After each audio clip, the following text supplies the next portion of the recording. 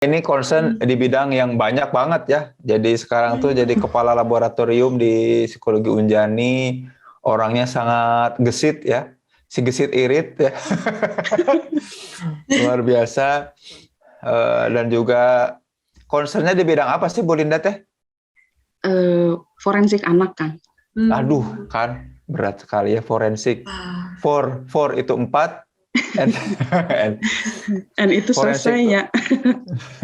And itu selesai, 6 itu 6 ya, 4 selesai 6. Forensik itu bidang yang keterampilan utamanya adalah melakukan profil ya, membuat profil terkait anak ya. Bu Linda juga banyak aktif di Kementerian Sosial ya, banyak bantu-bantu di sana. Terus juga concern lagi di bidang anak, psikologi perkembangan dan pendidikan juga nih, luar biasa sekali nih. Makanya pasti hafal banget terkait dengan bagaimana cara menghadapi anak dan bersabar. Nah, makanya tema ini penting untuk bisa kita pahami bersama ya, bersabar dan bersyukur supaya tidak insecure. Mangga Umi Linda, silahkan bisa dimulai. Ya, siap. Hatur nuhun Kang Zen, hatur nuhun Teh Yuni. Bismillahirrahmanirrahim. Assalamualaikum warahmatullahi wabarakatuh.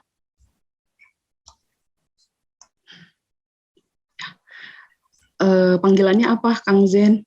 Untuk apa ya, Akang Teteh di sini jamaah bukannya jamaah. Biasanya mah hey people. Iya. Oh, hey people ya. Hey people. Sobahul khair ya buat para hey people yang ada di sini gitu ya. Alhamdulillah kita bisa bertemu gitu ya, walaupun tidak secara langsung gitu ya, melalui virtual gitu, bertemu lewat suara gitu ya, kamu di sana, aku di sini, tapi tetap di langit yang sama gitu ya. Semoga pertemuan ini bisa menambah keberkahan di puasa kita yang ke-6 atau ke-7 barangkali ya. Tema kali ini cukup berat gitu ya, bahkan sangat berat kalau menurut saya ya, sabar dan syukur gitu. Mudah diucapkan tapi sulit untuk diaplikasikan gitu ya. Nah, okay. Sabar dan syukur sebagai indikator kesehatan mental. Nah, barangkali yang mau saya bahas di sini itu sabar dan syukur secara umum ya, tidak spesifik. Misalnya sabar dalam mengasuh anak, misalnya gitu ya, sabar menghadapi pasangan gitu ya. Tapi sabar dan syukur itu sebagai indikator kesehatan mental. Jadi yang lebih sifatnya umum gitu. Tapi sebelum masuk ke materi, saya ingin bertanya dulu gitu ya. Nih barangkali di sini ya, ada nggak yang pernah punya pengalaman gitu ya, ternyata kenyataan yang dihadapi itu nggak sesuai dengan keinginan kita atau nggak sesuai dengan harapan. Ada nggak yang punya pengalaman seperti itu? Boleh komen di chat ya. Ayo silahkan komen di chat. Aku Sabrina langsung sering. Mutia di Purwakarta ada. Oh, Ambu juga terutama. Ambu ya. Oke, aku pernah sering Bu, kadang suka berharap nggak dikasih banyak tugas sama dosen, tapi selalu ada tiap minggunya, Masya Allah. Curhat ini mah ya, oke. Tanda cinta itu mah. Iya, tanda cinta, betul. Nah, ada ya, iya, curhat itu mah ya, oke. Ya, ya memang begitulah seninya gitu ya dalam hidup gitu ya. Ada sesuatu hal yang kita harapkan, tapi ternyata nggak sesuai dengan kenyataan gitu ya. Tapi ada sesuatu hal yang memang itu ternyata bisa datang tanpa dugaan atau tanpa direncanakan gitu ya. Nah, kenapa ya bisa seperti itu gitu ya? Nah, ini berdasarkan Quran surat Al-Baqarah ayat 216. Boleh jadi kamu membenci sesuatu padahal ia baik bagimu, dan boleh pula kamu menyukai sesuatu padahal ia buruk bagimu. Allah Maha mengetahui sedangkan kamu tidak mengetahui. Kemudian dalam Quran surat Al-An'am ayat 32, dan kehidupan dunia ini hanyalah permainan dan senda gurau, sedangkan negeri akhirat itu sungguh lebih baik bagi orang-orang yang bertakwa. Tidakkah kamu mengerti? Kemudian Quran surat Al-Anbiya ayat 35, setiap jiwa pasti akan mati dan kami uji kalian dengan keburukan dan kebaikan sebagai cobaan. Kepada kamilah kalian kembali. Kemudian Quran surat At-Tolak ayat 12, Allah yang menciptakan 7 langit dan bumi, perintah Allah berlaku padanya agar kamu mengetahui bahwa Allah Maha Kuasa atas segala sesuatu dan ilmu Allah benar-benar meliputi segala sesuatu. Ini ayat-ayat ini memang ayat-ayat yang cukup familiar gitu ya, sering kita dengar gitu. Tapi apa sih yang bisa kita maknakan dari sini gitu ya? Bahwa ya kita itu hidup gitu. Kita itu hidup pasti disertai dengan ujian gitu ya. Nggak ada manusia yang tidak diuji gitu. Jadi kalau misalnya sekarang ada keinginan yang itu tidak sesuai dengan harapan, wajar karena ini adalah ujian gitu ya. Kemudian kita akan dihadapkan pada sesuatu hal yang buat kita baik ataupun menurut kita itu buruk gitu ya, karena memang sesuai dengan ketentuan di surat Al-Baqarah ayat 216 gitu. Dan kenapa seperti itu? Ya karena pada dasarnya manusia itu hidup ya di dunia ini adalah permainan. Kayak kita main game gitu. Ada menang, ada kalah gitu ya. Ada seninya gitu ya. Berlomba-lomba, kemudian kita mencapai sesuatu gitu. Nah, ya itulah hidup gitu. Jadi wajar ketika sekarang kita menghadapi suatu ujian gitu ya, karena memang sudah ditentukan bahwa kita hidup, kita sebagai manusia, kita pasti akan diuji gitu ya, hanya memang bentuk ujiannya yang berbeda-beda. Nah, ujian itu gitu tadi ya bisa berupa kebaikan, bisa keburukan gitu ya. Walaupun penilaian dalam hal kebaikan dan keburukan itu sangat subjektif sekali gitu ya. Padahal bisa jadi apa yang kita nilai buruk itu adalah sesuatu hal kebaikan gitu ya. Tapi bisa jadi sebaliknya, sesuatu hal yang kita anggap buruk itu adalah suatu kebaikan gitu. Jadi ini adalah sesuatu hal, dua hal gitu. Dua hal yang memang sudah lumrah lah. Memang pada dasarnya kehidupan itu begini gitu. Jadi ada kebaikan dan ada keburukan gitu ya, yang mana nantinya ini gimana ya cara mengatasinya gitu supaya kita tetap bisa sehat mental. Ya harapannya menjadi manusia itu adalah bahagia, kaya raya gitu ya, foya-foya, mati masuk surga gitu ya. Tapi itu sangat begitu ideal gitu dan tidak mungkin gitu ya seperti itu gitu, karena tidak semua manusia itu diberikan kekayaan yang melimpah, tidak semua manusia itu mendapatkan apa yang dia inginkan gitu ya. Nah, kemudian kalau kita bicara terkait dengan sehat mental, apa sih makna sehat mental itu? Kalau menurut WHO itu kan tidak ada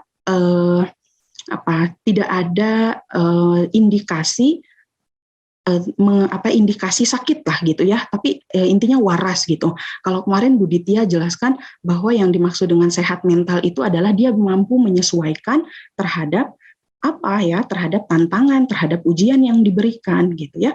Nah, tapi sehat mental di sini sebetulnya apa sih? Apa sih yang manusia cari di dunia ini? Kekayaan? Kaya tapi sakit-sakitan terus juga enggak ya. Punya banyak uang tapi misalnya dikejar-kejar oleh atau misalnya mendapatkan ancaman dari orang lain, enggak juga ya gitu. Jadi sejatinya yang disebut dengan sehat mental itu adalah dia merasa tenang, ada ketenangan, ada kebahagiaan. Nah, tapi perasaan itu nggak bisa tiba-tiba muncul dan itu mesti diupayakan. Gimana caranya supaya kita bisa tetap tenang, supaya kita bisa sehat mental, supaya kita merasakan kebahagiaan walaupun dalam kenyataannya kita dihadapkan dengan satu kebaikan ataupun keburukan atau yang disebut dengan ujian. Nah, di dalam hadis Bukhari ya, ini dikatakan seperti ini, kebaikan itu maka dengan ketika kita diberikan kebaikan, maka kita tanggapinya dengan rasa syukur. Ketika kita diberikan keburukan, maka kita tanggapinya dengan kesabaran gitu. Maka kita akan merasakan tenang gitu ya. Jadi bukan seberapa besar ujiannya, bukan seberapa besar kebaikannya, tapi bagaimana cara kita merespon terhadap kebaikan dan keburukan tersebut gitu. Jadi kuncinya sehat mental itu dua ini gitu ya. Ketika mendapatkan kebaikan, kita bersyukur. Ketika mendapatkan keburukan atau mendapatkan ujian, kita bersabar gitu. Tapi memang dua hal ini mudah dikatakan tapi tidak mudah untuk dilakukan sebetulnya ya. Nah, sabar itu mengolah. Olah apa ya? Yang jelas bukan olahraga ya, tapi olah pikir, olah rasa, dan juga olah tingkah. Jadi sabar itu kita mengolah semua komponen-komponen yang ada di dalam diri kita untuk bisa menerima terhadap kenyataan yang kita hadapi gitu. Olah pikir ya, sabar tadi. Sabar itu maknanya bukan artinya pasif ya. ya udahlah aku mah sabar weh gitu ya. Ya udahlah aku mah udah memang kayak gini dikasihnya. Bukan. Sabar itu di sini maknanya justru jauh lebih aktif. Aktif dari sisi pikiran, dari sisi rasa, dan juga dari sisi tingkah. Olah pikir bukan bermimpi, tapi jadinya berpikir logis, berpikir panjang terhadap apa yang kita alami gitu. Kemudian olah rasa bukan jadinya menanti gitu ya, bukan jadinya menyerah, tapi kita mencoba supaya tetap tenang, mencoba bagaimana menahan dari emosi negatif. Kemudian olah tingkah itu bukan jadinya tidak berusaha gitu ya, tapi di sini gimana caranya kita bisa mengendalikan diri dan tidak berputus asa, sehingga dengan kita mengolah pikir, mengolah kepemikiran kita, mengolah perasaan kita, bukan menanti gitu ya, kemudian bukan berputus asa tapi berusaha, maka nanti kita bisa menerima gitu. Tadi kita di awal sadari dulu bahwa ya memang pada dasarnya kehidupan mah begini gitu. Ketika kita sudah punya frame itu gitu ya, maka ketika kita dihadapkan pada satu ujian, maka selanjutnya adalah kita berusaha untuk mengolah gitu ya, olah pikir, olah rasa dan juga olah tingkah gitu, sehingga ketika itu terjadi maka kita bisa menerima gitu. Nah, pertanyaannya gini, Bu, kalau misalnya kita sudah kita mendapatkan satu ujian, kemudian ya aku coba berpikir sih, aku coba merasa apa ya, maksudnya aku merasa aku sudah coba bisa mengendalikan gitu ya, kemudian aku menerima gitu ya, tapi tetap aja nanti ketika kita diuji lagi dengan sesuatu hal yang sama, atau misalnya kita diuji lagi dengan sesuatu hal yang berbeda, kalau kemarin bahasanya Ambu tuh neuteli gitu ya, nah sabar itu nggak ada batasnya gitu ya. Allah berfirman bahwa Allah tidak akan memberikan cobaan pada suatu kaum gitu ya, tidak akan memberikan cobaan di luar batas kemampuannya. Jadi ketika mendapatkan cobaan, ini pasti meyakini diri bahwa ini pasti saya mampu. Berarti sabar saya nggak boleh ada batasnya, karena ujian ini datang disesuaikan dengan kapasitas kita gitu ya. Nah kalau datang lagi neuteli misalnya ya, yang kemarin kayak gini, sekali dua kali saya sabar, tapi sekarang terjadi lagi gitu ya. Nah berarti ada yang salah nih dalam mengolahnya. Entah diolah pikirnya, entah diolah rasanya, atau diolah tingkahnya. Karena sabar yang sesungguhnya itu adalah tadi ya, sabar dalam pengertian aktif itu mengolah keseluruhan sehingga kita betul-betul menerima. Kalau kita sudah bisa menerima, maka kejadian-kejadian yang sebelumnya itu tidak akan sampai terungkit lagi, apalagi itu bisa sampai memunculkan sisa-sisa emosi negatif, sisa-sisa pikiran negatif yang nanti ketika masuk lagi ada satu masalah itu menjadi bertambah banyak gitu ya. Nah, berarti ada yang salah nih dengan si prosesnya. Kenapa itu bisa sampai terungkit kembali sesuatu hal yang sudah terjadi gitu ya. Nah, tipsnya gimana dalam melatih kesabaran? Yang pertama itu tidak reaktif gitu ya. Sadar, hey sadar gitu ya. Kamu tuh sedang menyadari atau mengalami kejadian apa sih gitu. Ya, jadi tidak langsung segera merespon terhadap kejadian tersebut. Ya, atau tidak reaktif. Anda sadari betul dulu, ini tuh kenapa sih? Ini tuh apa sih gitu ya. Kemudian berikan ruang dan waktu pada diri sendiri gitu. Nah, orang biasanya karena terburu-buru gitu ya, jadi dia lupa maunya diri kita itu apa, seharusnya bertindak itu seperti apa gitu ya. Jadi tadi ketika tidak reaktif, kemudian berikan sesaat pada dirinya gitu ya. Kita coba merasakan dulu ini teh apa sih? Oke, emosi yang saya rasakan tuh apa sih? Oke, saya kecewa, tapi kekecewaan saya tuh karena apa ya? Karena ini tidak sesuai dengan keinginan saya, atau kekecewaan saya tuh karena apa ya gitu ya. Jadi Anda juga selami dulu apa yang sebetulnya Anda rasakan, apa yang sebetulnya Anda inginkan, sehingga emosi-emosi negatif itu muncul gitu. Dan ini biasanya membutuhkan waktu. Jadi ketika Anda diuji terkait dengan adanya suatu ujian gitu ya, coba deh mikir dulu deh, ini tuh apa deh, coba rasakan dulu deh gitu ya. Rasakan dulu, bukan diabaikan. Rasakan dulu apa yang Anda rasakan gitu ya, apa emosi-emosi yang saat ini sedang terjadi gitu ya. Kemudian nikmati prosesnya. menikmati prosesnya. Nikmati itu bagaimana? Karena sebetulnya dengan kita melaksanakan proses, justru di situ adalah poin melatih kesabarannya gitu. Seperti misalnya gini, sekarang kan sedang berpuasa gitu ya. Kemudian ada sesuatu, ada stimulus gitu ya dari luar yang itu bisa memicu rasa marah kita gitu ya. Tapi kita sadar, oh ini adalah ujian yang bisa membatalkan puasa saya. Kita sadar bahwa diri kita saat ini sedang berpuasa, gitu ya. Kita memberikan ruang dan waktu pada diri kita untuk menyadari, astagfirullahaladzim, ini itu saya sedang berpuasa. Oh ternyata kejadiannya itu seperti ini. Jadi responnya seperti apa gitu. Oh ya, memang kalau kejadiannya seperti itu, biasanya kalau udah seperti ini itu nanti seperti ini. Kemudian setelah ini itu apa gitu ya. Nah, justru dengan mempelajari proses, dengan menikmati prosesnya, justru di situ adalah poin melatih kesabarannya gitu. Sama begitupun kalau misalkan kita mau melatih pada anak gitu ya. Ketika kita akan melatih kesabaran pada anak, maka libatkan anak dalam sebuah prosesnya. Anak menginginkan sesuatu gitu ya. Nah, menginginkan sesuatu tidak langsung kita kasih pada saat itu juga, tapi ajak anak untuk masuk pada prosesnya. Misalnya, ketika anak ingin membeli coklat, misalnya gitu ya, kita ajak ke supermarket, kemudian tahapannya itu bagaimana sih sampai dia bisa mendapatkan coklat. Kalau misalnya dia menginginkan kue, misalnya, gimana caranya dia bisa mendapatkan kue gitu ya? Kita ajak dia beli bahan-bahannya, kita ajak dia untuk untuk membuat bersama-sama gitu ya. Kemudian kita ajak untuk menunggu sampai dengan kuenya matang gitu. Nah, itu adalah proses gitu. Nah, justru proses-proses itu yang itu mesti dibangun untuk bisa kita melatih kesabaran. Dan yang terakhir itu adalah mengubah cara pandang. Kalau dari sejak awal gitu ya, ketika kita dihadapkan pada satu ujian itu cara pandang kita itu negatif terus gitu ya. Makanya tadi balik lagi, berikan ruang dulu pada diri kita sendiri gitu. Mungkin saat itu kita belum bisa melihat atau mengubah cara pandang kita gitu ya. Nah, kita lihat dari sudut pandang yang lain. Jadi ketika melihat satu masalah, kita lihat frame-nya jangan dari satu sudut saja. Lihat dari sudut yang lain.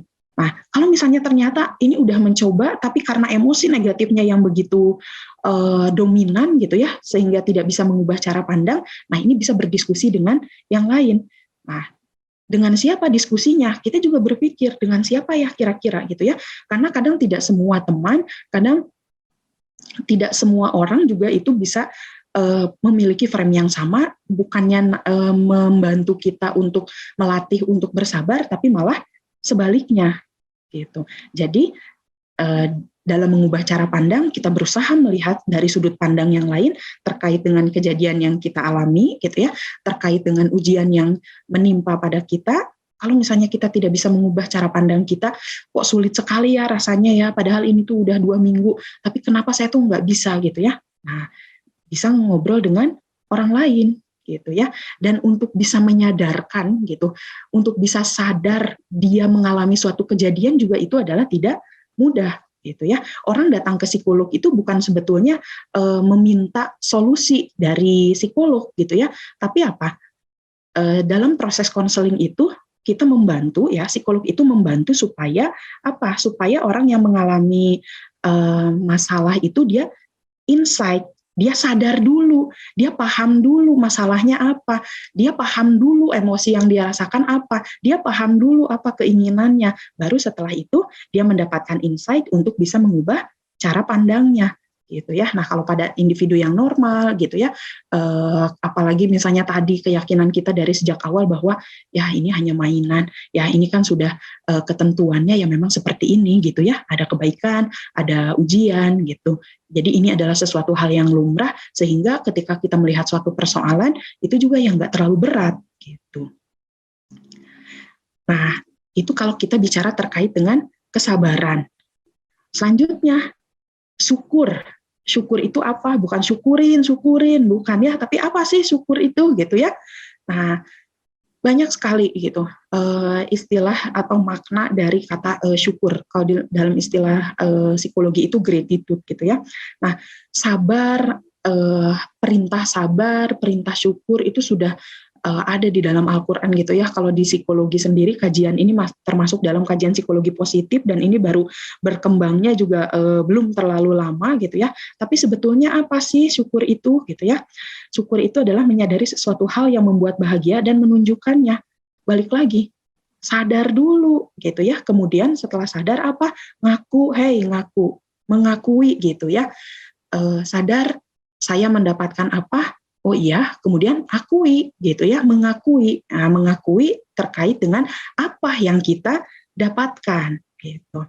Secara fisiologis, dengan bersyukur itu membuat kita rileks, kemudian meningkatkan daya tahan tubuh dan juga menurunkan tekanan darah gitu ya. Kalau tidak salah disampaikan juga ya di materinya Bu Ditya gitu ya, bahwa penyakit itu, rasa sakit itu bisa dari fisik ke psikologis atau dari psikologis ke fisik gitu ya. Nah, syukur gitu. Ini sesuatu hal yang berat, tapi kalau ini diabaikan, ini bisa menjadi bibit-bibit penyakit gitu ya. Nah, karena apa? Karena dia tidak mengakui apa yang sudah dia dapatkan gitu ya. Dia tidak sadar sebetulnya dia tuh sudah mendapatkan apa saja sih gitu. Nah, manfaat syukur yang pertama itu bisa memunculkan emosi positif gitu. Memunculkan emosi positif ya. Nah, ketika bersyukur itu kita akan merasakan tenang tadi ya, perubahan fisiologisnya. Ketika merasakan tenang, maka tubuh kita itu akan didominasi oleh emosi-emosi positif. Maka ketika tubuh kita didominasi oleh emosi-emosi positif, maka itu sangat meminimalisir adanya emosi-emosi negatif. Karena kalau secara teori itu tidak mungkin emosi itu datang secara bersamaan gitu ya, biasanya mana yang dominan gitu.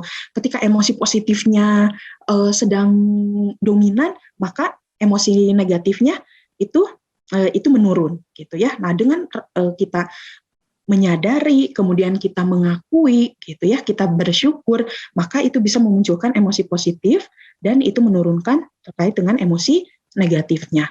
Dan juga meningkatkan rasa percaya diri. Pede aja lagi gitu ya. Toh memang setiap manusia itu diberikan yang sesuai dengan takarannya masing-masing gitu. Ini yang saya dapatkan, ini yang saya terima, ini yang saya akui gitu ya. Kenapa saya mesti sirik gitu ya, mesti iri dengan pendapatan atau misalnya dengan pencapaian orang lain gitu ya. Jadi pede aja lagi gitu ketika kita bersyukur gitu. Dan yang terakhir itu adalah manfaat dari syukur itu cepat move on. Lebih mudah untuk bangkit gitu ya, atau istilah psikologinya itu lebih mudah untuk resilience, bisa menumbuhkan resilience gitu ya. Kalau kita mensyukuri, nah ini kita bisa lebih mudah beralih gitu, lebih mudah menghilangkan emosi-emosi negatif, lebih mudah untuk mengatasi satu persoalan sehingga kita siap untuk menghadapi persoalan yang berikutnya gitu ya.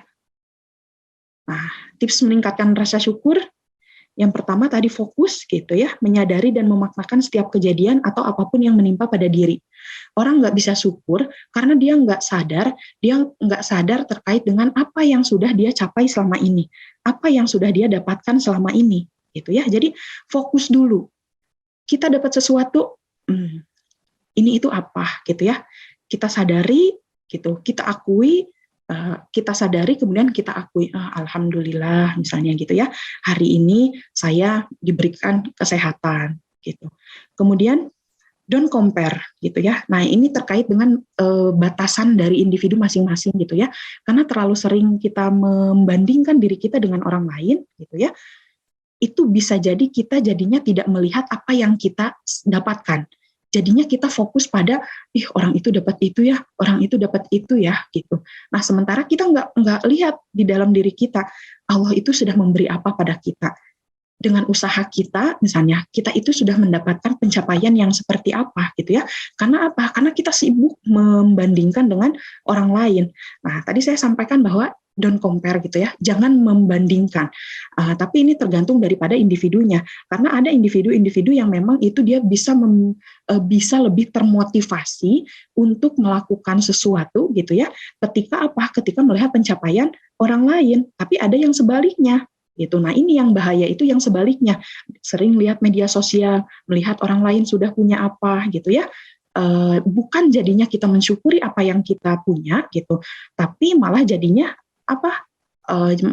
kita tidak bersyukur. Nah, ini yang hati-hati gitu ya, karena malah jadi toksik gitu, malah jadi racun buat diri kita gitu ya. Dan memang pada umumnya orang itu membandingkan itu ke atas gitu ya, bukan ke bawah gitu. Jadi ini tergantung daripada individu masing-masing. Kalau misalnya ternyata kita adalah tipe orang yang memang jadinya iri ketika melihat orang lain gitu ya, lebih tinggi daripada kita, ketika jadinya kita tidak termotivasi gitu ya, nah maka sebaiknya batasi diri gitu. Jadi jangan sampai dengan sering membanding-bandingkan jadinya rasa kenikmatan apa yang sudah kita dapat itu bisa menjadi hilang gitu ya. Kemudian melihat sisi positifnya. Nah, dari kejadian yang dianggap tidak baik pun pasti selalu ada sisi positif. Nah, ini biasanya yang dipermasalahkan. Padahal ini menurut saya adalah sesuatu hal yang justru itu bagus gitu ya. Kita dapat masalah, untung ya masih apa. Misalnya kerampokan misalnya, untung cuma TV yang diambil, handphone mah enggak. Nah, tapi artinya untung di situ itu artinya dia bisa melihat, bisa mensyukuri sesuatu gitu ya.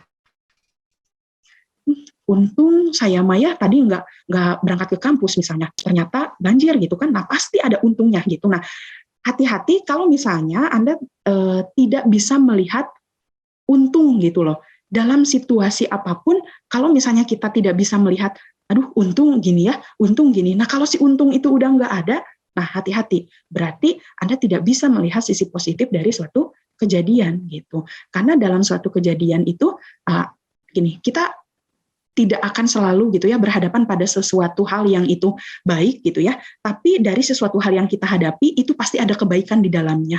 Nah, tergantung daripada bagaimana kita melihat kebaikannya itu di bagian yang mana gitu.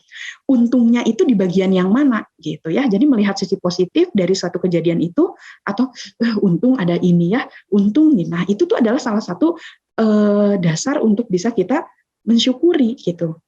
Kemudian yang terakhir itu adalah menjaga atau meningkatkan keimanan. Karena rasa sabar dan rasa syukur itu memang sangat relate sekali gitu ya dengan religiusitas gitu ya. Nah, dan ini tidak, jadi gini, kita mesti meyakini bahwa hidup kita ini adalah ada yang menentukan, bahwa tidak semuanya yang kita lakukan itu adalah sesuai atau sepenuhnya usaha kita gitu ya. Nah, kadang itu yang terlupakan gitu ya. Jadi kita merasa berputus asa sekali gitu. Kalau orang yang udah nggak punya iman, imannya hilang gitu ya. Nah, ya udah berserah diri aja gitu kan. Bukan berserah artinya untuk jadinya ke kualitas yang lebih bagus gitu ya, tapi malah jadinya ya udah pasrah gitu ya. Jadi dikit-dikit healing gitu ya. Nah, padahal nggak seperti itu gitu. Ada sisi, ada kemampuan-kemampuan kita yang itu bisa menjadi obat untuk diri kita sendiri gitu. Seberapa besar apapun dukungan dari orang lain, seberapa besar bantuan dari orang lain, kalau sebetulnya kita tidak bisa menilai itu adalah sebuah bantuan, atau kalau misalnya kita tidak mau mengobati diri kita sendiri atau tidak menggunakan kemampuan-kemampuan kita untuk mengobati diri kita sendiri, ya apalah artinya gitu ya. Dan itu bisa dijaga melalui ini kelekatan dengan Allah gitu ya. Jadi ibadahnya, kemudian menghadirkan Allah misalnya dalam setiap kejadian gitu ya. Nah, insya Allah ringan gitu ya, ringan di mulut gitu ya, tapi berat untuk dilaksanakan. Tapi ya memang di situ adalah ujiannya gitu ya. Dan proses sabar dan syukur ini, kenapa ini dapat meningkatkan gitu, dapat meningkatkan kesehatan mental, karena tadi proses di dalamnya itu adalah memunculkan emosi-emosi positif, sehingga nanti dari situ kita mendapatkan satu ketenangan dan juga kebahagiaan gitu. Itu Kang Zen yang asa serius ya saya mah ya. Oke. Rada berat memang materinya. Oke. Ini berat-berat luar biasa ini. Siap. Ya, itu saja barangkali ya kalau dari materinya nggak banyak luar gitu. Biasa. Terkait dengan sabar dan syukur. Wow, hatur nuhun Umi Linda nih. Buat teman-teman, silahkan yang mau bertanya, tapi sebelum yang mau bertanya boleh ya raise hand atau share di kolom chat ini. Ada beberapa yang sudah raise hand ya. Aisyah bentar ya, aku dulu yang nanya ya. Penasaran nih. Umi, berarti ya salah satunya tuh gini. Tadi itu ada satu kata kunci yang luar biasa itu. Jadi konsep di awal tuh sama Umi Linda ini teman-teman sudah di breakdown abis ya. Di breakdown tuh apa ya? Maksudnya dibikin jadi konkret. Oh ternyata ketika ada sebuah kejadian ini tidak sesuai dengan keinginan, maka kalau kemudian itu negatif gitu ya, kita bisa bersabar kan itu ya. Kalau kejadian ini sesuai dengan keinginan, maka penting untuk segera bersyukur ya, merespon dengan bersyukur. Tapi ada tengah-tengahnya tuh, yang namanya penerimaan gitu bukan ya? Kalau kita nggak nerima bahwa itu sebagai kebaikan, jadi itu tuh kebaikan. Tadi kata Umi Linda tuh, bahkan ketika kita nggak bisa nggak bisa bilang bahwa untung ya, itu tuh ternyata juga belum nerima ya. Jadi proses, benar nggak sih bahwa dasar dari semua sabar dan syukur itu ada penerimaan bahwa yang terjadi itu bukan skenario kita yang buat ya, ada yang Maha mengatur. Berarti penerimaan itu penting nggak sih, Umi? Ya, itu kunci ya, itu kuncinya justru gitu ya, penerimaan itu gitu ya. Itu kuncinya gitu ya, itu kuncinya gitu ya, supaya kita bisa menerima gitu ya. Nah itu adalah menyadari dulu tadi gitu ya, tapi memang betul itu adalah yang menjadi jembatan untuk kita bisa sabar dan syukur itu sendiri, Kang Zen gitu ya. Jadi menerima dulu gitu ya, karena kalau nggak menerima, udah proses-proses selanjutnya itu nggak bisa dilakukan gitu. Tapi di sini yang menjadi kuncinya adalah tadi menerima dulu, menyadari dulu, oh ini adalah apa gitu ya, kita terima dulu gitu. Karena semakin ditolak, nah itu tidak mengarah pada satu penyelesaian atau tidak mengarah pada satu tadi ya melahirkan adanya ketenangan atau sehat mental gitu. Jadi terima gitu ya, apapun kejadiannya, mau itu positif, mau itu negatif, kita terima dulu, itu menjadi bagian daripada hidup kita gitu. Berarti boleh nggak disimpulin gini, hal yang membuat orang susah sabar dan syukur adalah ketika seseorang itu tidak bisa menerima kenyataan gitu ya? Iya, betul. Nah itu ya. Ampun, ya Allah. Teman-teman, mudah-mudahan hey people semua di sini pada tertampar ya. Barangkali kita kesulitan sabar dan syukur itu gara-gara kita kehilangan kemampuan untuk bisa menerima kenyataan. Jangan-jangan kita hidup di metaverse ya. Ada di angan-angan. Aduh, coba gimana kisahnya Aisyah nih? Silahkan Aisyah, boleh di open mic. Ya. Halo, Assalamualaikum Umi Linda, Kang Zen. Waalaikumsalam warahmatullahi wabarakatuh. Tertampar-tampar pagi ini. Saya menggarisbawahi tadi yang disampaikan Umi Linda. Ketika masalah tersebut muncul kembali, artinya ada proses pengolahan yang salah, begitu ya Umi ya? Ya, betul. Yang mau saya tanyakan adalah masalah yang muncul kembali itu perasaannya atau si unfinished business-nya atau masalah lain tapi dengan kadar yang sama dari sebelumnya, Umi. Oke. Maknyus pagi-pagi Pak Zen ya. Masya Allah. Unfinished business gitu ya. Nah gini, apakah yang belum selesai itu adalah masalahnya atau terkait dengan mengolahnya tadi gitu ya? Nah itu dia. Bisa jadi keduanya gitu ya. Dan memang gini, tergantung daripada tadi tingkat masalahnya gitu.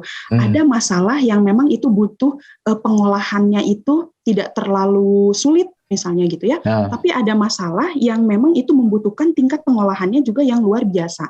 Nah untuk masalah-masalah yang tingkat pengolahannya, masalah-masalah yang sulit membutuhkan tingkat pengolahannya yang luar biasa, nah kadang ini membutuhkan waktu. Jadi makanya tadi, nikmati aja prosesnya gitu ya, nggak langsung harus sekarang saat itu juga masalah itu selesai gitu. Tapi selama Anda berproses, selama Anda aktif, selama Anda berusaha untuk mengolah gitu ya, nah maka si unfinished business ini bisa selesai gitu. Tapi kapan selesainya? Nah ini pertama tergantung daripada tingkat atau kesukaran daripada masalahnya gitu ya. Kemudian yang kedua ya tergantung dari bagaimana cara kita mengolahnya. Gitu. Itu Teh Aisyah, mudah-mudahan terjawab. Kalau ini bagus banget pertanyaannya nih. Kalau misalkan gini, ini pakai analogi ya, supaya lebih konkret. Ini analoginya juga ini. Misalkan sama Allah tuh kita udah dikasih bahan yang lengkap gitu ya. Misalkan untuk membuat ayam goreng, bahannya tuh lengkap ya. Ada lengkuas, ayamnya, apa-apa. Terus, tapi kita nggak bisa kemudian melihat bahwa bahan-bahan mentah ini bisa kita olah gitu ya, mungkin gitu ya. Nah, bahan-bahan mentah ini barangkali masalahnya pengolahannya itu apa nih? Apakah kita akan ungkep dulu si ayamnya itu ya sebelum kita goreng, kita proses dulu bahan-bahannya, atau langsung kita goreng aja lah gitu. Itu mungkin kayak gitu ya. Ada yang bahannya sangat-sangat mentah sampai kemudian kita bingung ini diapain gitu ya. Ada yang bahannya udah clear, tertata dengan rapi, enak sesuai urutan, jadi kita ngolahnya juga jadi gampang. Nah, mungkin tadi pertanyaan Aisyah tuh ada masalah yang kemudian dia itu kelihatannya random atau acak ya, datangnya bergantian, padahal itu bahan-bahan mentah yang Allah sediakan untuk kita olahkan gitu ya. Ada juga masalah yang dikasih sama Allah tuh dalam satu urutan yang enak, sehingga kita ngolahnya mudah gitu ya. Gitu bukan sih maksud Aisyah itu ya? Gini. Contoh, Bukan. maaf ya sebelumnya. Contoh analogi yang disampaikan Kang Zain, misalkan kita pertama belajar mengolah ayam nih, itu kan juga termasuk ujian kan kalau kita nggak bisa. Betul. Nah, kemudian kalau di awal kita gagal, berarti kan ada proses pengolahan yang salah. Kemudian kita belajar lagi kan, kemudian kita beli ayam lagi, kita disuruh bersabar lagi untuk mengolah. Nah, percobaan kedua ini gagal lagi. Apakah itu termasuk ada proses pengolahan yang salah atau bagaimana itu? Atau pengolahan ini malah jadi masalah gitu ya? Iya. Oh gitu. Gitu ya. Oke. Oke. Aduh, pagi-pagi langsung ngomongin ayam. Nah itu ya. Ya. Allah. Ya. Kedua, nah gitu ya. Yang kedua kita coba lagi gitu ya dengan maksudnya dengan masalah yang tersedia gitu ya. Tapi ini mengalami kegagalan lagi gitu ya. Nah, apakah ini terjadi proses yang salah gitu ya? Bisa jadi. Nah, bisa jadi. Salahnya di mana gitu ya?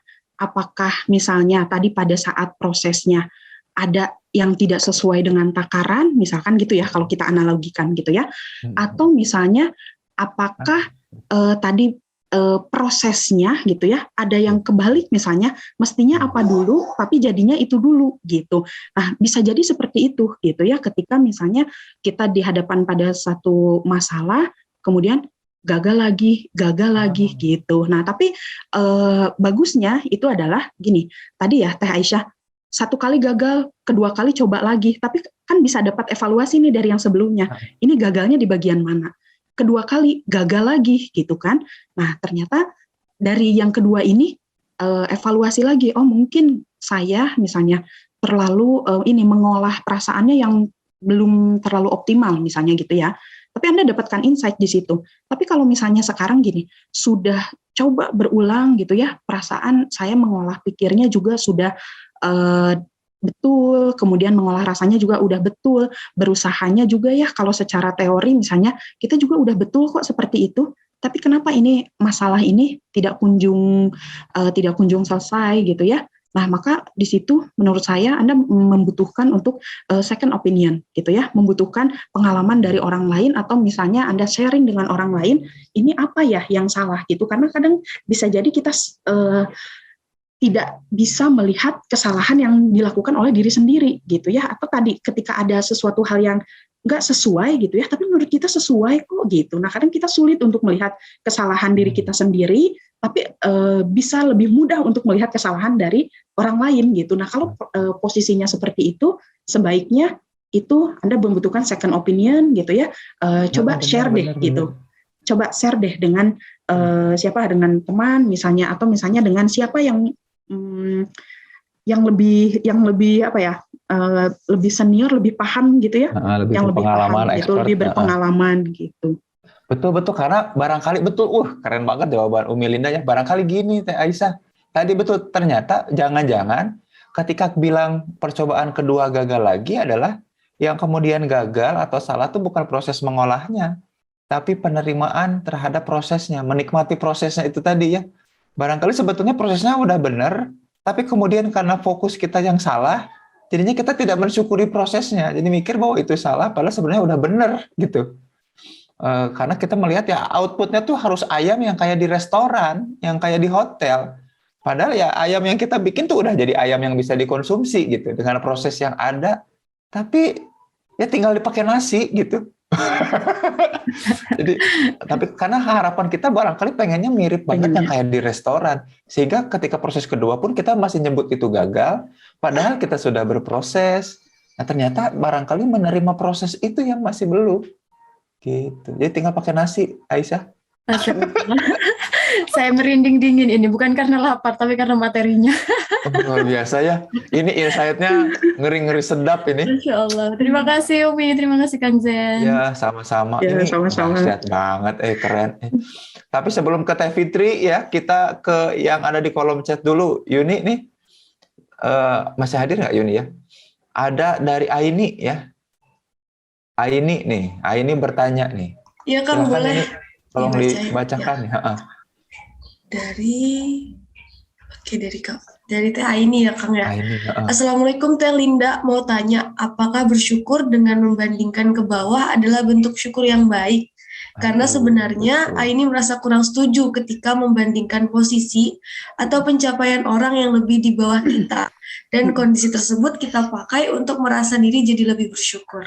Jangan-jangan malah yang kalau ngeliat ke bawah bukan bersyukur tapi syukur yang Jadinya tadi syukurin gitu ya. Syukurin. Gimana Tah? Oke. Ya, ini prinsipnya dalam membandingkan itu adalah apple to apple gitu ya. Kalau kamu membandingkan, bandingkanlah dengan yang setara dulu gitu ya. Bandingkannya sesuatu hal yang sama dengan sesuatu hal yang sama juga gitu ya. Nah gini, makanya tadi saya katakan dalam proses membandingkan itu kita mesti tahu batasan-batasannya. Ketika membandingkan ke atas, apakah itu boleh? Boleh. Kalau misalnya Anda mendapatkan manfaatnya itu adalah menjadi termotivasi gitu kan. Nah, membandingkan ke bawah itu boleh. Boleh juga gitu ya. Kalau misalnya apa? Kalau misalnya Anda mendapatkan merasakan jauh lebih nikmat, merasakan jadi lebih percaya diri gitu ya.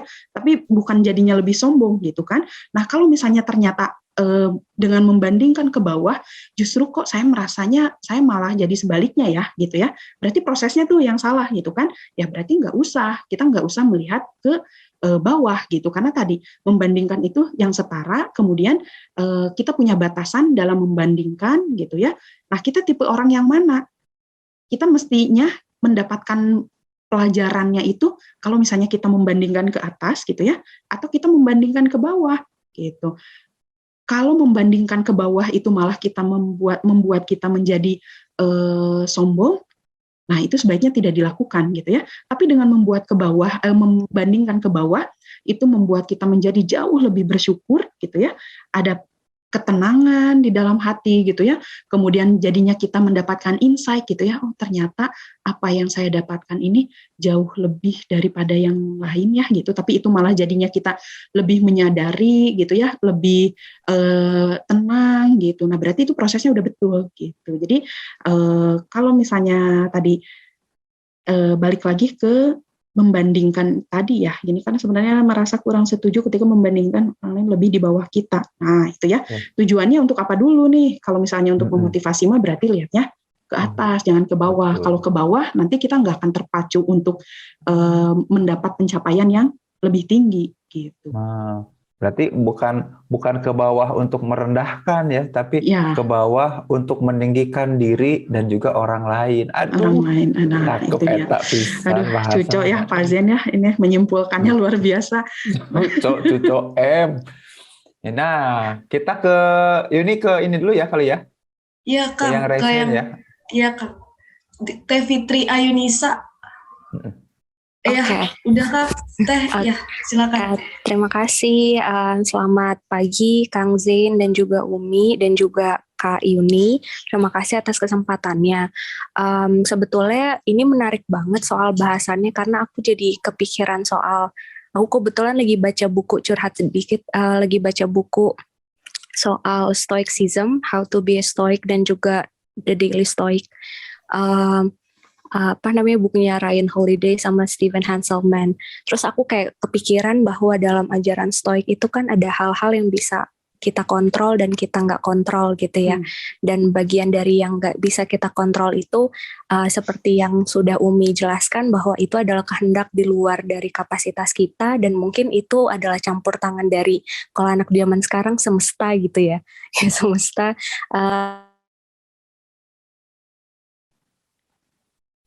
Maaf, Nah. Teh Fitri, kamu ya?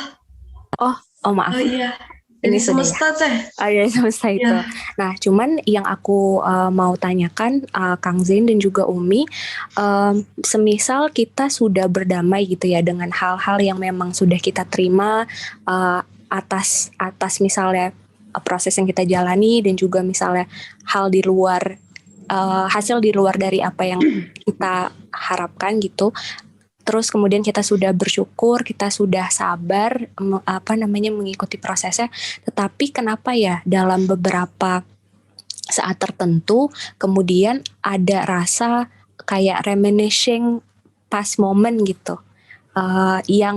yang kelihatannya memang belum selesai, tapi sebenarnya tuh kita sudah berdamai dengan hal itu gitu, sudah bersyukur, sudah bersyukur dengan hasilnya. Tapi kenapa ada momen-momen di mana kok kepikiran lagi ya akan hal itu gitu?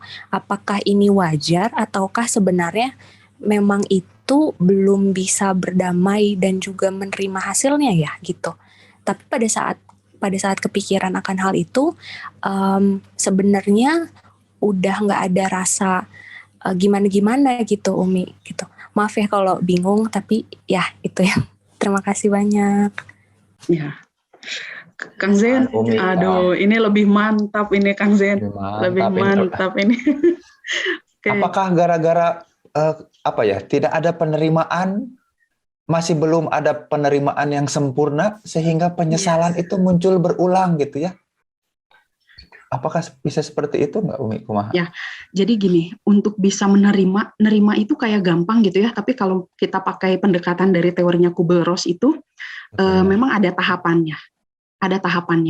Untuk kita bisa menerima itu biasanya di awal itu ada penyangkalan dulu. Ada rasa marah dulu gitu ya. Kemudian kita baru bergain lah gitu ya. Bergain dengan kenyataan, bergain dengan apa yang kita alami, kemudian itu bisa sampai dengan tahap acceptance gitu ya. Nah, kalau tadi saya katakan ini mengolahnya udah betul gitu ya. Mengolahnya udah benar atau belum.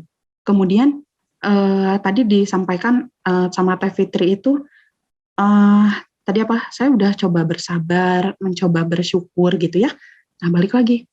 Itu nerima atau enggak? Sudah betul-betul menerima atau belum? Prosesnya betulkah gitu ya? Karena seseorang bisa menerima itu gitu. Tadi dia sudah melewati fase penyangkalan, dia sudah melewati fase marahnya dia sudah bisa berdamai dengan kenyataannya gitu ya. Nah, itu baru kita sampai pada tahap penerimaan. Kalau misalnya itu keingetan, sebetulnya kejadian yang itu menjadi pengalaman kita gitu ya, itu kan menjadi bagian dari hidup kita.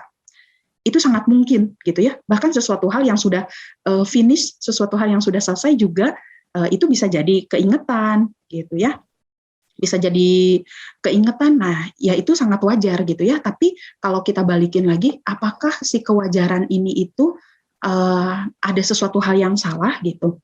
Tadi balik lagi ke penerimaannya. Di bagian mananya saya itu belum bisa menerima sepenuhnya? Di proses yang mananya? Apakah bergainnya, olah pikirnya gitu ya?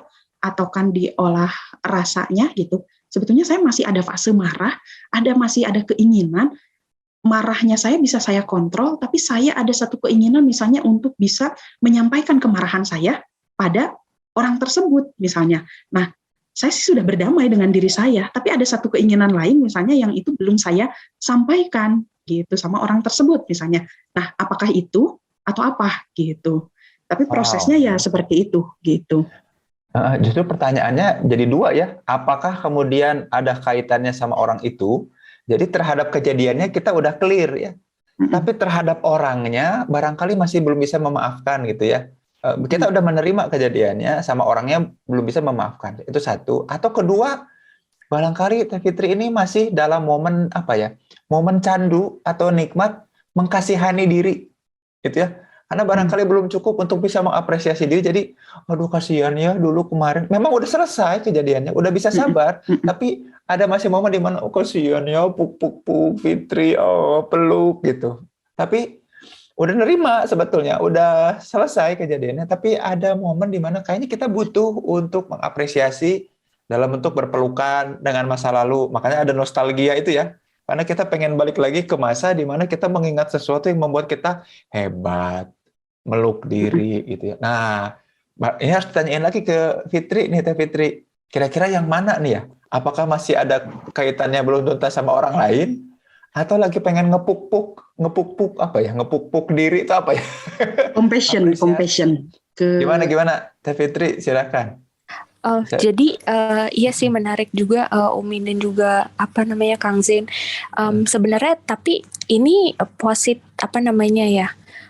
positif kan ya ketika kita sesekali gitu dalam hal mengkasihani diri gitu. Mungkin kayak token of appreciation gitu karena mungkin kita sudah passing the past moment dengan baik gitu ya. Dan telah berdamai dengan di waktu yang sekarang gitu ya. Betul. Itu bisa nggak ya Umi ya? Itu disebut sebagai momen kemudian flashback untuk menikmati proses, bersyukur atas yang terjadi gitu ya. Aku hebat ya. Betul. Gitu. Ya, sangat bisa gitu ya. Kalau dalam istilah psikologi positifnya itu disebut dengan self compassion gitu ya. Di mana kita bisa bukan mengasihani sih, tapi mengasihi lah gitu ya. Mengasihani dengan mengasihi itu berbeda. Mengasihi, gitu ya. Mengasihi diri sendiri, kita apresiasi diri sendiri gitu ya. Nah, justru itu jauh lebih positif gitu. Nah, ini itu dari ajarannya Buddha sebetulnya gitu ya. Bagaimana kita mengasihi diri kita sendiri gitu ya. Justru itu memunculkan satu kenikmatan karena kita mendapatkan satu proses ketenangan di dalamnya yang nantinya jadinya berpikirnya jauh lebih positif gitu ya. Kemudian lebih siap untuk nanti masuk pada fase berikutnya gitu ya. Dan tadi apresiasi terhadap diri sendiri gitu ya. Nah, itu bukan mengasihani tapi mengasihi gitu ya. Nah, itu salah satu bagian daripada bagaimana cara kita compassion gitu, bagaimana cara kita mengasihi pada diri kita sendiri gitu ya. Diri ini itu siapa sih yang bisa menguatkan diri ini? Ya diri kita sendiri.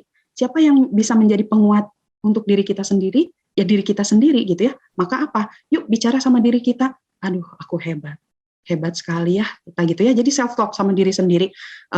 Nah, itu fase-fase yang wajar. Justru ini sudah satu tingkat yang jauh lebih gitu loh. Gitu ya. Advance jauh, ya. Ya, betul gitu.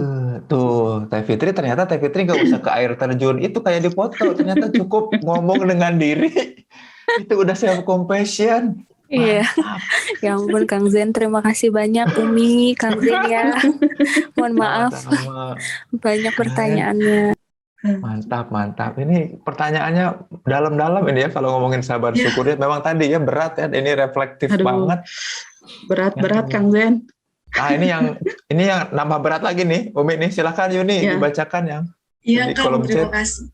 Jadi dari TD Vita, saya mau tanya, tadi Umi bilang kalau tugas seorang psikolog itu menyadarkan, baru kemudian mencarikan solusi. Jadi ini tentang pengalaman cerita juga, sharingnya Kak Devita. Ya, saya pernah ke psikolog tahun lalu, tapi baru bisa sadarnya itu akhir-akhir ini. Berarti kan prosesnya baru bisa berjalan akhir-akhir ini. Tapi rasanya kayak nggak sesuai gitu. Apakah saya jadi nggak bersyukur? Gimana nih menurut pendapatnya Ibu Linda dan silakan. Ini berkaitan dengan profesi ya, gitu ya. Tadi betul bahwa psikolog itu adalah bukan mencarikan solusi ya, tapi memberikan insight supaya Anda bisa mendapatkan solusi yang sebenar-benarnya gitu ya. Nah, proses konselingnya sudah berjalan tahun lalu gitu ya, tapi kok efeknya baru saya rasakan sekarang gitu ya. Nah, apakah itu saya tidak bersyukur gitu ya? Balikin lagi ke konsep bersyukur. Bersyukur itu apa sih? Gitu ya. Nah, kalau berkaitan dengan tadi konsul gitu, itu kan ada satu masalah. Masalahnya selesai gitu ya, masalahnya selesai. Tapi penerapan pada dirinya baru Anda rasakan sekarang gitu ya. Nah, apakah itu karena saya tidak bersyukur gitu ya? Nah, atau Anda masih dalam proses sebetulnya gitu ya. Karena kan gini, psikolog itu hanya membantu sebetulnya. Tapi yang mengambil keputusan itu Anda sendiri gitu ya. Nah, mungkin selama 1 tahun ini masih, nah ini saya nggak tahu apa proses yang terjadi gitu ya, sehingga baru sekarang mendapat insight-nya, sehingga baru sekarang atau mungkin sampai ya prosesnya apa nih gitu ya dari setelah konsul itu gitu ya, atau baru mengimplementasikan gitu. Nah, kalau bicara ini saya kurang bersyukur, nah saya mesti tahu dulu nih prosesnya gitu ya, sebetulnya gimana gitu ya, kenapa ini jadinya apakah saya kurang bersyukur atau enggak gitu. Mesti tahu dulu ini ada proses apa nih gitu ya, proses yang terjadi itu gimana nih gitu ya. Karena rada jauh kalau sekarang karena baru terimplementasikan sekarang, kemudian itu karena saya kurang bersyukur gitu. Tapi ini masih dalam proses sih kalau menurut saya. Atau mungkin Devita bisa ganti aja psikolognya ke Umi Linda aja sekarang mah ya. Aduh, jadi. Tapi memang karena di sini dibilangnya tapi rasanya kayak nggak sesuai gitu. Nah, nggak ya sesuai. barangkali nggak tahu ya, maksudnya barangkali ya itu tadi ada proses-proses yang kemudian kita harus cek recheck lagi ya. Cek recheck, betul. Barangkali betul. dulu ada hal-hal yang disampaikan, tapi kemudian baru muncul dan disadari, oh ternyata masalahnya itu, nah kan baru sadar kan kadang gitu ya. Barangkali kita punya kesadaran atau tadi bahan-bahan mentahnya itu baru sadar, oh ada bahan ini. Bahan ini tuh kayaknya waktu konseling kemarin itu belum tereksplor dan aku baru ngerasain sekarang, jadinya ngerasa, kayaknya kurang pas nih. Apakah aku yang nggak bersyukur dengan psikolognya? Ya nggak juga. Namanya juga kita berproses. Berproses, betul. Manusia berproses. Makasih Devita, keren nih. Iya. Oh tadi ini Wulandari nanya, apakah ini berkaitan dengan 5 stage of grief yang tadi? Iya ya, Kubler-Ross tuh. Iya, Kubler-Ross, iya. Ya betul. Ternyata udah 625, astagfirullahaladzim, Masya Allah. Tidak terasa, luar biasa.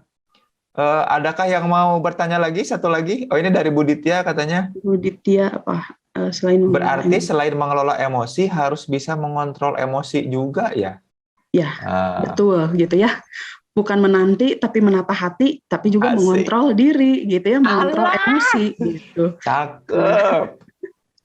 Gitu. Ini sejujurnya ini para senior saya ya, Kang Zen, Bu Ditya, Bu Afini, Bu Detri ya, itu senior saya gitu ya. Justru itu semuanya mentor saya juga gitu ya.